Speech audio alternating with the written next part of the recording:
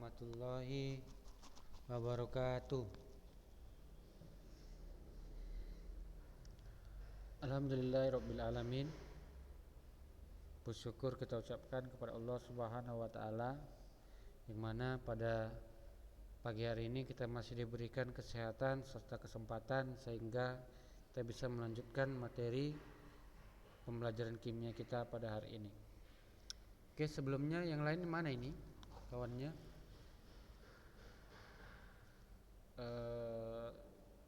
Ustadz harapkan agar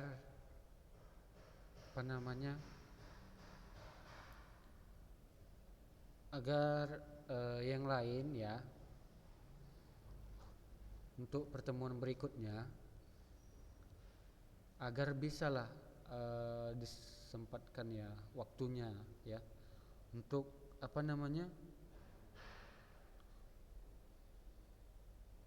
langsung ya seperti ini ya Zoom. Nah, jadi supaya apa? Supaya kalau misalkan nanti ada yang kurang jelas bisa ditanya kan begitu. Nah,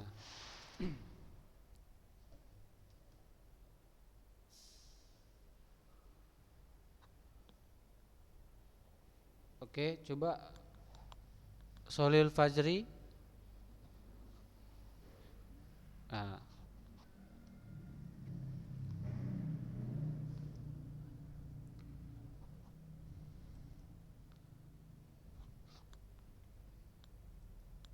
ya kita tunggulah bentar lah ya.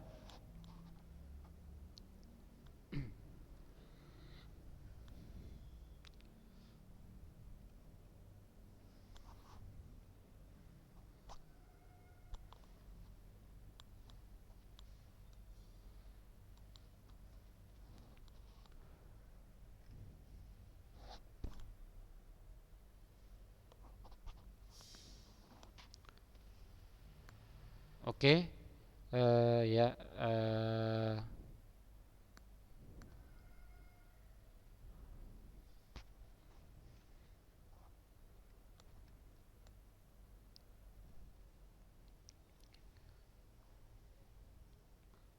Oke, kita mulai ya.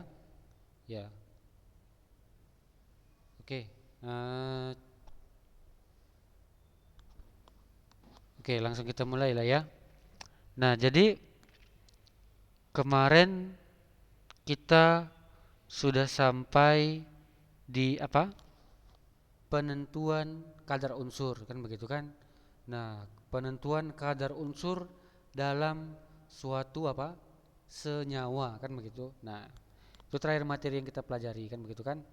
Nah, sekarang apa itu pereaksi pembatas kan begitu. Nah, sekarang kita masuk ke pereaksi pembatas. Nah, jadi nanti ini di akhir ada soal kuis Ustadz kasih ya. Jadi siapa yang nggak ngerjakan nanti ini akan berpengaruh sama nilai. Oke? Ya. Nanti ini berpengaruh sama nilainya kan begitu. Bagi yang tidak mengerjakan atau yang nggak paham cara pekerjaannya, nanti otomatis ini berpengaruh sama nilainya ya, begitu ya. Oke, kita lanjut ya. Nah, kalau misalkan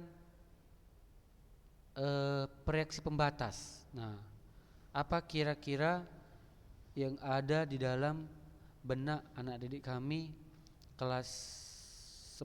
Nah, jadi di sini reaksi pembatas itu artinya adalah ketika suatu zat itu bereaksi.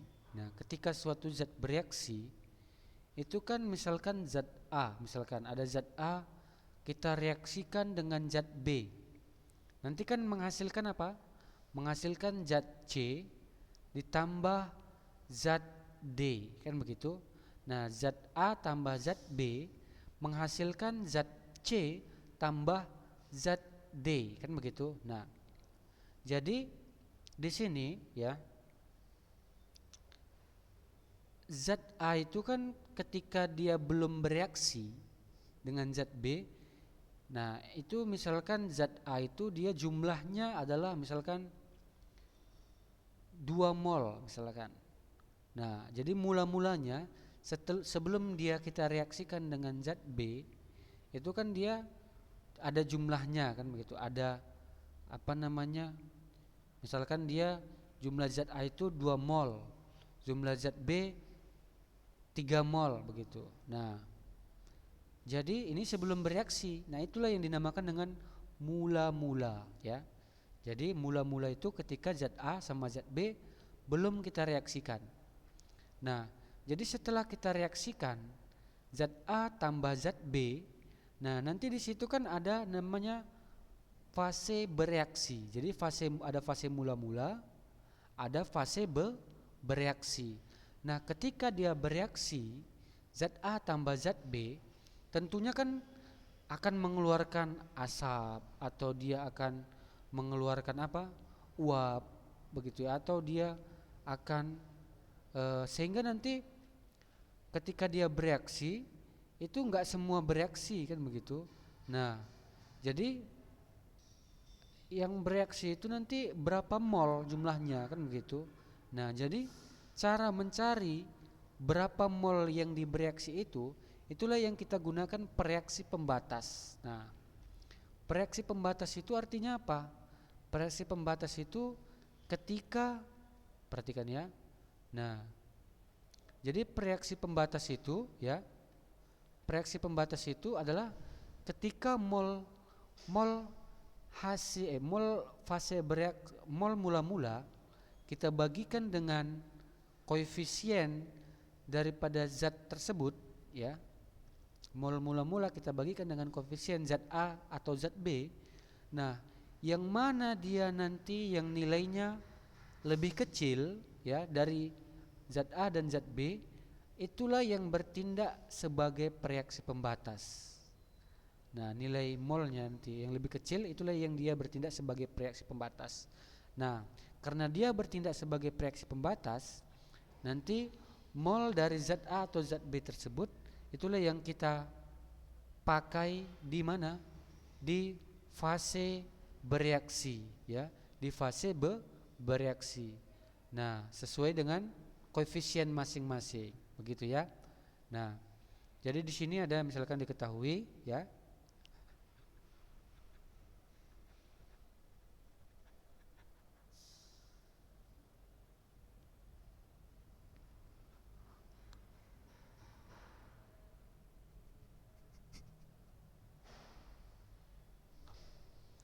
Oke, diketahui 3 molekul. Oke.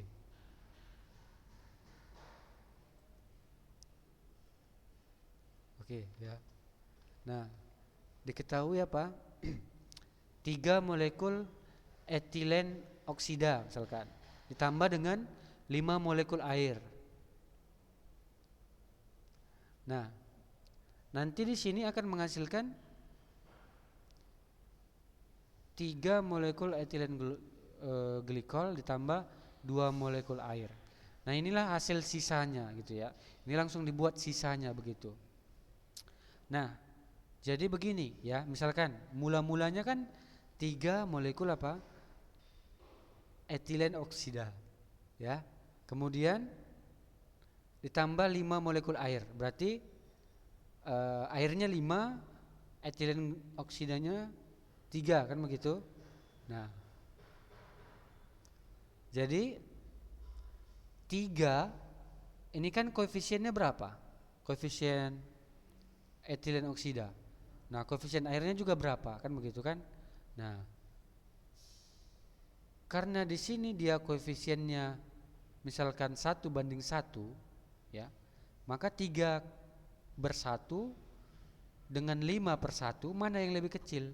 3/1, maka 3/1 berarti 3 lebih kecil daripada 5, maka 3 ini kita gunakan sebagai apa? 3 ini kita gunakan sebagai pereaksi pembatas. apa tadi, etilen glikol kita gunakan sebagai reaksi pembatas. Nah, untuk lebih jelasnya coba kita perhatikan, ini ada langkah-langkah cara menentukan reaksi pembatas. Memang agak, ya kalau baru pertama agak rumit gitu ya. Agak rumit memang. Kalau misalkan baru pertama, cara menentukan reaksi pembatas agak rumit begitu ya. Nah, tapi kalau udah biasa nanti, kalau udah biasa, anak didik kami mungkin nanti menyelesaikan soal, ya kan, nanti akan lebih mudah kan begitu.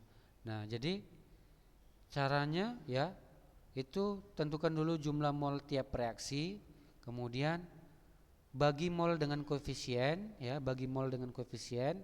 Jadi mol tiap reaksi harus sudah diketahui mol mula-mulanya kan begitu. Nah, kemudian bagilah mol reaksi tersebut dengan apa? Dengan koefisiennya masing-masing. Nah, hasil bagi yang lebih kecil merupakan reaktan pembatas begitu ya. Nah, hasil bagi yang lebih besar merupakan reaksi yang bersisa ya. Berarti hasil bagi yang lebih kecil ya, misalkan tadi yang saya sebutkan tadi, kalau dia lebih kecil hasil baginya, berarti itulah yang bertindak sebagai reaksi pembatas. Nah, mol reaksi pembatas digunakan sebagai patokan ya. Nah, ini misalkan ada contoh reaksi ya. Misalkan ada contoh reaksi besi direaksikan dengan gas oksigen menghasilkan Fe2O3. Tentukanlah massa Fe2O3 dan tentukanlah massa zat reaksi yang tersisa. Zat reaksi yang tersisa siapa kan gitu? Si besi atau si oksigen kan begitu. Nah, karena tadi kan katanya satu yang bertindak sebagai reaksi pembatas, satu yang bertindak sebagai reaksi yang bersisa kan begitu. Nah, jadi langsung saja ya. Di sini kita reaksikan Fe tambah O2 menghasilkan Fe2O3. Nah, jadi harus kita setarakan dulu reaksinya. Harus kita samakan dulu sebelah kiri dengan sebelah kanan. Nah, sebelah kiri berapa ini Fe-nya? Oh, sebelah kanan ya. Ya, sebelah kiri kan mula-mula kan Fe tambah O2 berarti Fe-nya cuma 1. Sementara di sini Fe-nya 2. Kalau misalkan kita buat di sini 2 Fe, di sini Fe2O3, di sini O2, maka nanti harus kita setarakan. Nah, cara yang lebih mudah adalah pakai cara matematika. Ini udah pernah kita pelajari di semester 1 kalau nggak salah, Ustadz ya.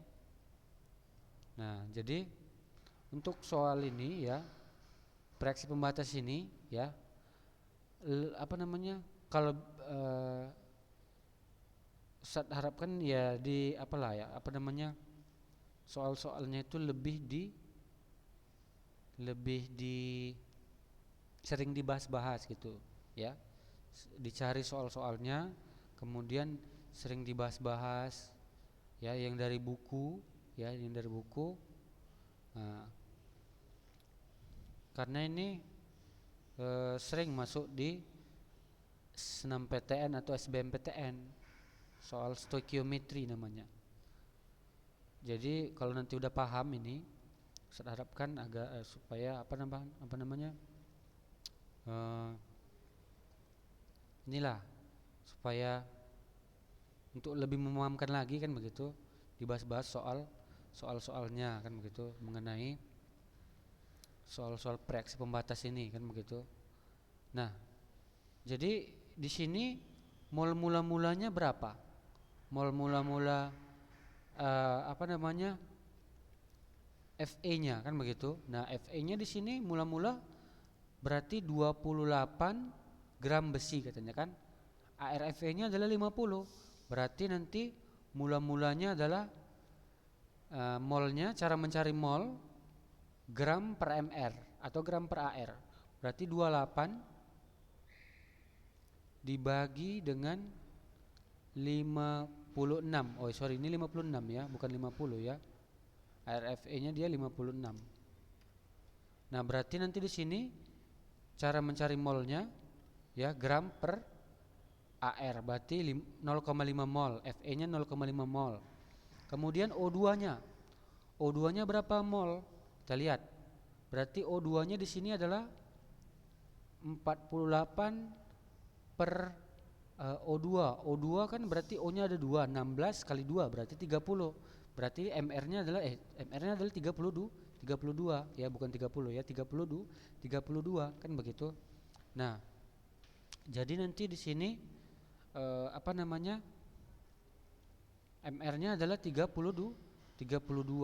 Berarti M-nya adalah massanya adalah 48 per MR-nya adalah 32. Berarti 48 per 32 sama dengan 1,5 mol. Maka kita buatlah di sini 1,5 mol.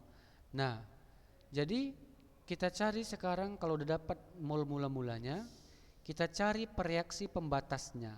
Nah, bagaimana cara mencari reaksi pembatasnya? Tinggal kita bagikan dengan koefisien masing-masing ya. Tinggal kita bagikan dengan koefisien masing-masing ya. Nah, ini koefisien masing-masing berarti 0,5 dibagi 4. Berarti berapa itu? 0,125 kan begitu. Nah, kemudian di sini 1,5 dibagi 3 berapa? 0,5. Nah, 0,125 dengan 0,5 mana yang lebih kecil? Berarti 0,125. Maka yang bertindak sebagai reaksi pembatas adalah CFE. Maka di sini yang kita tuliskan molnya di sini adalah mol CFE, yaitu berapa? Nah, ini dia cara pencariannya gini ya. 0,4 dibagi 4 berarti 0,125. Ini 1,5 bagi 3 0,5. Berarti dia 0,125 karena dia lebih kecil ya, lebih kecil daripada 0,5 nilainya, maka dialah yang bertindak sebagai reaksi pembatas. Siapa? CFE, begitu ya. CFE lah yang bertindak sebagai reaksi pembatas. Nah, kemudian setelah dapat reaksi pembatas, maka nah ini dia. Jadi Fe bertindak sebagai reaksi pembatas. Nah, maka langsunglah kita tuliskan yang 0,5 ini ke bawah, begitu ya. Karena Fe bertindak sebagai reaksi pembatas, maka 0,5 ini langsung kita tuliskan di mana? Di sini, di bawah ini, di mol bereaksi. Nah, jadi bereaksinya Fe itu adalah 0,5. Nah, kemudian di O2, nah di O2 ini dia kan belum diketahui. Awalnya kan dia belum ketahui kan. Jadi dari mana datangnya ini kan begitu.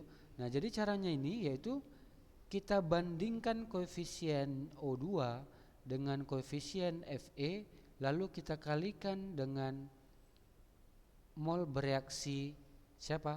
CFFe. Berarti nanti di sini 3 koefisien O2 per 4 itu adalah koefisien Fe dikali 0,5.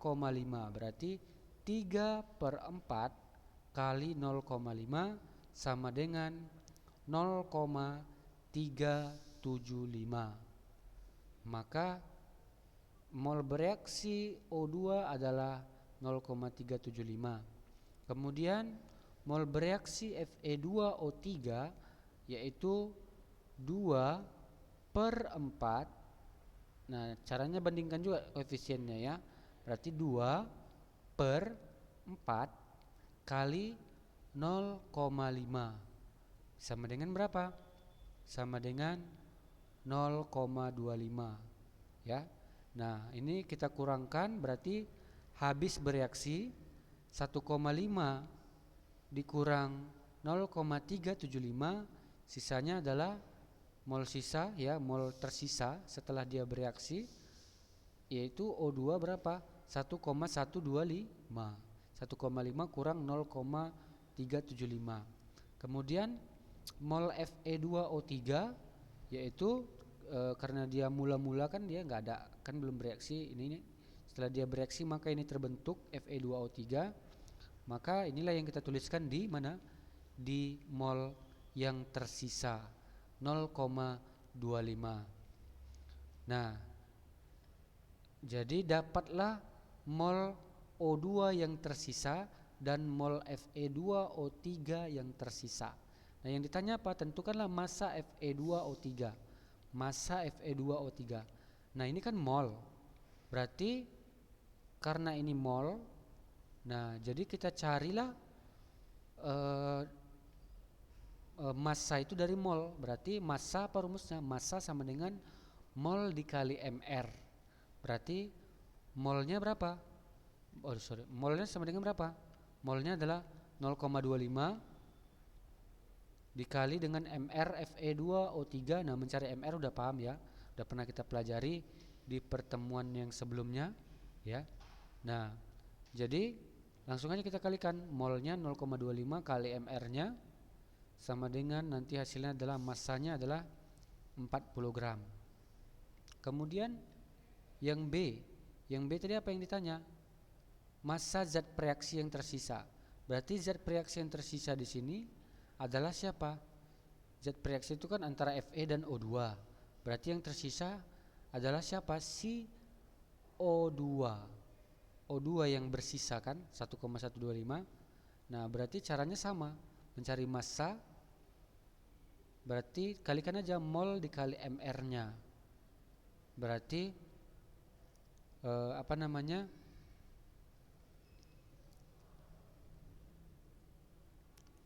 tinggal kita kalikan, berarti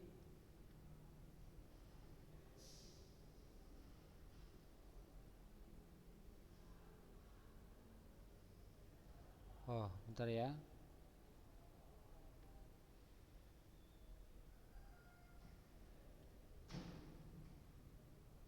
Di sini karena diketahui adalah massanya ya, massanya adalah massa massa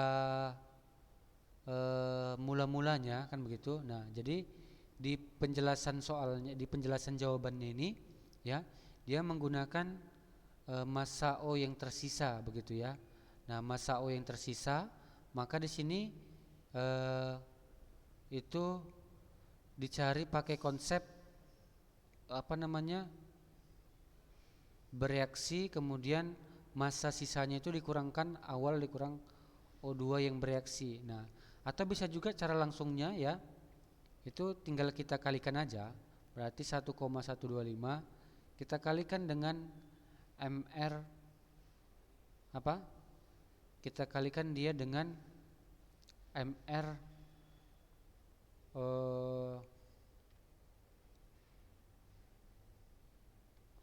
mr O2 yang sisa begitu ya.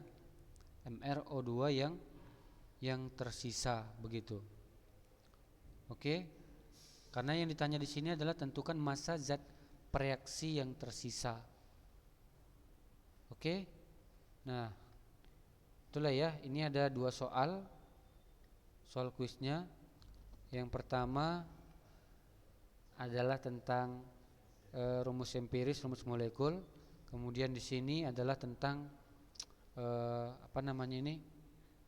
tentang kadar zat. Yang ketiga tentang reaksi pembatas. Oke, 3 soal ini coba dikerjakan ya. Soalnya ada 3 soal ya. Coba dikerjakan. Nah, dikirimkan paling lama pukul 6 sore pada hari ini ke WA Ustadz ya. Nah, jadi ini ya soalnya, kirimkan paling lama ke WA Ustadz, jawabannya jam 6 sore pada hari ini. Nah, untuk latihan soal, latihan misalkan ada latihan soal ya, ada misalkan latihan soal begitu yang mengenai reaksi pembatas ya, yang misalkan didapat oleh anak didik kami yang anak didik kami kelas 10 C, ya kelas 10 C ya, itu nanti bisa bisa dikirimkan ke WA Ustadz ya. Misalkan dapat soal nih dari internet atau dari WA gitu kan. Nah, mengenai proyeksi pembatas ya, mengenai proyeksi pembatas. Nah, itu coba nanti dikerjakan. Nah, foto hasil pengerjaannya itu nanti bisa dikirimkan ke WA Ustadz, tapi beserta soalnya ya. Beserta soalnya itu nanti coba dikirimkan ke WA Ustadz ya, beserta soalnya, beserta jawabannya juga ya. Untuk proyeksi pembatas ini begitu. Nah, nanti ini paling lama jam 6 sore pada hari ini nanti ada nanti nilai tambah. Ada nanti nilai tambah ya, nilai tambah dari Ustadz untuk yang mengumpulkan hari ini ya, paling lama jam 6 sore ya. Kalau ada contoh-contoh soal mengenai proyeksi pembatas yang kita pelajari hari ini beserta ya contoh-contoh soal, tapi nanti dijawab ya, contoh soalnya itu dijawab. Nah, itu nanti difotokan, kirimkan ke WA Ustadz sebelum jam 6 sore pada hari ini. Itu nanti ada nilai tambah dari Ustadz ya, ada nilai tambah. Oke, saya rasa demikian saja materi kita hari ini. Semoga dapat dipahami. Inilah materi kita tentang perhitungan kimia ya. Demikian. Assalamualaikum warahmatullahi wabarakatuh.